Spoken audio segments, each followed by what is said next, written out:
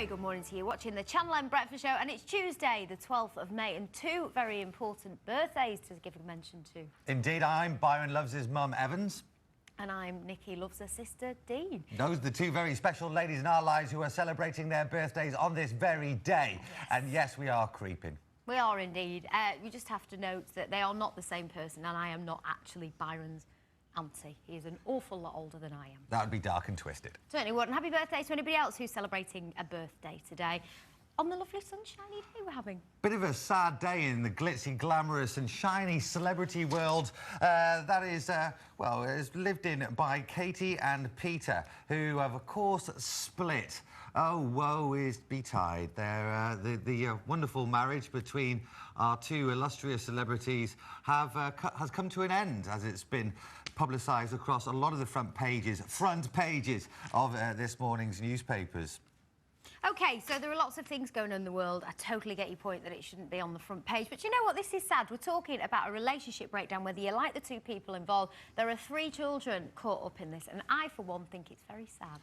I agree. Yeah, and I think moulding clay will probably actually lose so many sales because those two have actually kind of gone their separate ways. But he's a horror, isn't he? I just don't care. I mean, without sounding. Yeah, there are more important things going on in the world that perhaps we should be focusing on, perhaps more of the positive stuff, rather than kind of Mickey Mouse celebrities who spend far too much time talking about themselves and telling us how great they are.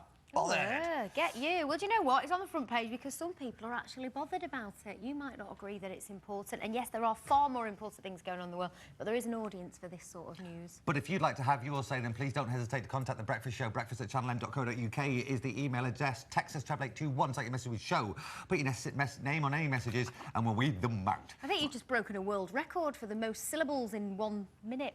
I've been told to move on rather swiftly, so that's exactly what I shall do. In a few minutes, we've got all the latest sporting headlines with Mike. But first, let's get today's news with James.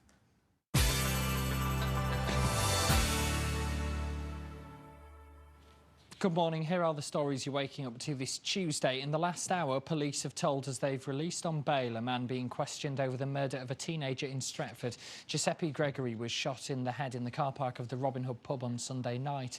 It's understood police had warned his mum last November that his life could be at risk because he was mixed up with gangs. 6 more men battling against plans to deport them after they were arrested in anti-terror raids last month are due before a tribunal later. Properties in Cheetham Hill were among those searched in a coordinated operation across the northwest.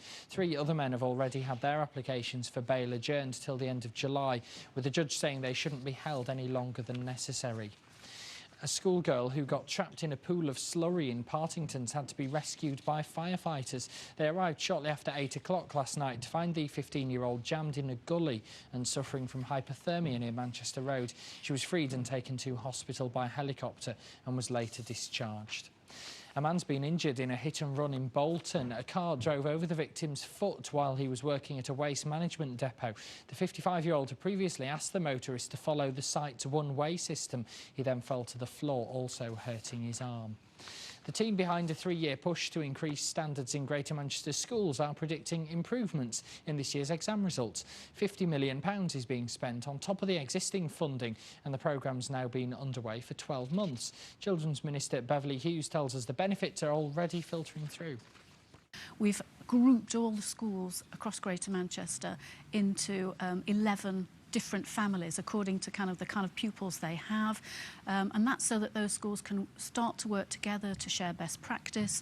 We've identified the schools where we think there's a lot of potential for those kids to do better, and we've put expert advisors into all of those schools. Some of Bury's finest athletes and artists have been given a rare honour. Filmmaker Danny Boyle, members of the rock band Elbow and Paralympian Zoe Robinson have all been handed the Freedom of the Borough to celebrate their achievements. Georgia Calvin-Smith was there. Bury is booming, and with the help of some of its most successful natives, the world knows it.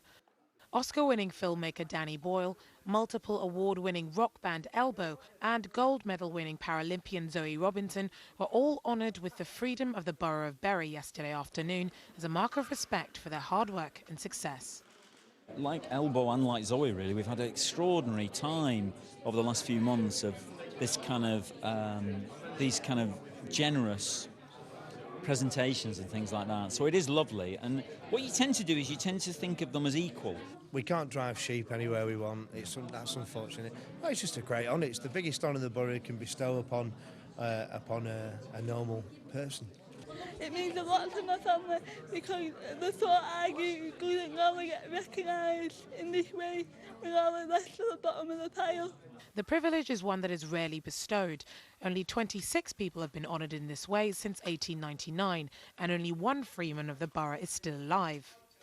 Those supporting the motion to make these 7 people the newest of Bury's freemen made it clear that their success was not just a flash in the pan. 19-year-old Zoe Robinson has overcome the difficulties she faces in suffering from cerebral palsy to become one of the youngest members of the 2008 Paralympic team. She won gold in her sport of Boca and has been tipped for success in the 2012 London Games. In the last year, the 5 members of Elbow have together won a Brit Award, a Mercury Prize and an NME Award. They met and formed at Bury College almost 20 years ago and are still going strong. With Trainspotting, Shallow Grave and Slumdog Millionaire behind him, Danny Boyle's career has consistently proven that the British film industry is one to be reckoned with. As much as Elbow, Danny Boyle and Zoe Robinson must appreciate today's honour, this is not just about them and their successes. This is also a reflection of Bury and its achievements and hopes for the future.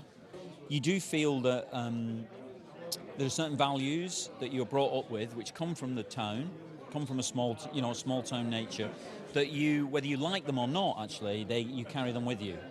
The slogan behind Bury's latest plans for development is Bury but better. And when it comes to its people, at least, it seems that all is going according to plan. Georgia Calvin-Smith, Channel M News. That's it from me for this morning. I'll have more for you at 12 noon in the lunchtime news. And Andy Crane's here too from 5 tonight with all the day's main headlines. Now, though, the sport with Byron and Mike.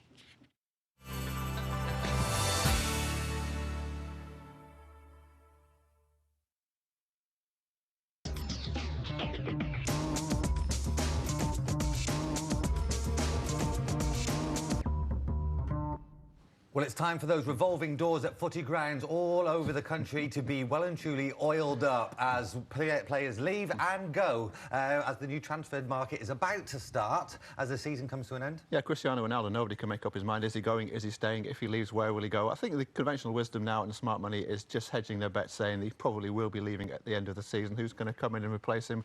We seem to have a different name every day, don't we? Wigan's Antonio Valencia is the man today tipped to replace Cristiano Ronaldo should he leave. And a new team has entered the race to sign Carlos Tevez should he decide to leave. But we're already certain he's going to come to Manchester City. But we believe Liverpool have been in touch with his agent last night to discuss a possible move over there. Now, that would really rile to Alex Ferguson if he went from United to Anfield. I think Fergie would rather he went to Manchester City, to be quite honest. But quite interesting there. And young Cahill, I know you're a fan of the defender at Bolton. Yeah. You quite fancy him for your team, don't you? But Arsenal have taken a look at him. They said they'd like to buy him.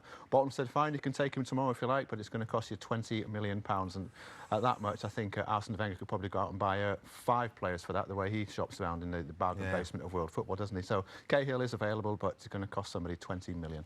It's costing Eastlands a few quid to keep Stephen Ireland. It is 22 years of age, and he will earn a contract worth £50,000 a week basic. It's not bad at all, is it? He's been voted one of the top 6 young players in the country. He scored 13 goals this season, the second highest scorer with the club. It's fully deserved of a new contract, but we can discuss the morality of footballers' wages another day. Is anybody worth £50,000 a week for kicking a pig's bladder around? I'm not too certain. And in an effort to make way for that possible wage deal, City getting rid of Didi Hamann-Daras for Sell, Michael Ball and Danny Mills will all be going through that well-oiled door you alluded to a few minutes ago. Indeed.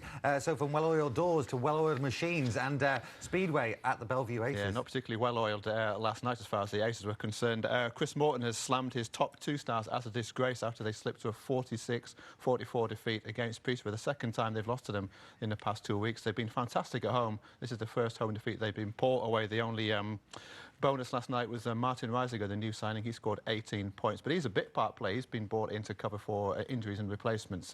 Mr. Morton, not a happy man this morning. I can imagine his top 2 riders will be severely tested. Their patience will be tested this morning with extra training, I would imagine. I imagine, yeah. I wonder if Andy Murray will be well-oiled this evening when he checks out his new rankings. I think he's already checked them out, to be quite honest, Byron, and he's woken up this morning to find out if for the first time a British player has broken into the top 3 world rankings. Your favourite player, and I know he's a role model of yours, Tim Henman, he only reached number 4 in the world. You know, and an admirable young man, a good choice. I can see why you liked him so much.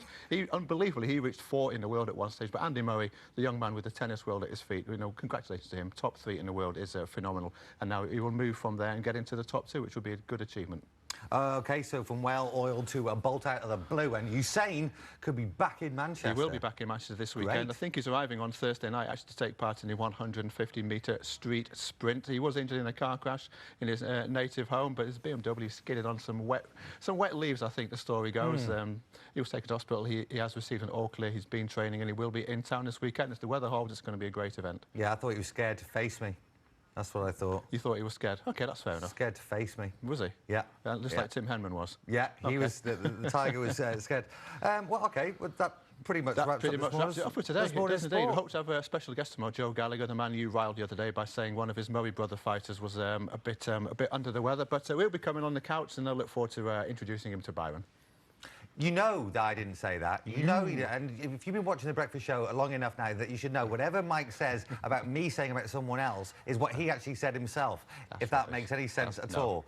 Join us after the break, because coming next, we'll be wearing hats, lots of them, because it's what's called this season, according to a celebrity millionaire who is the hat maker called Louis Mariette. I made a real mess of that link.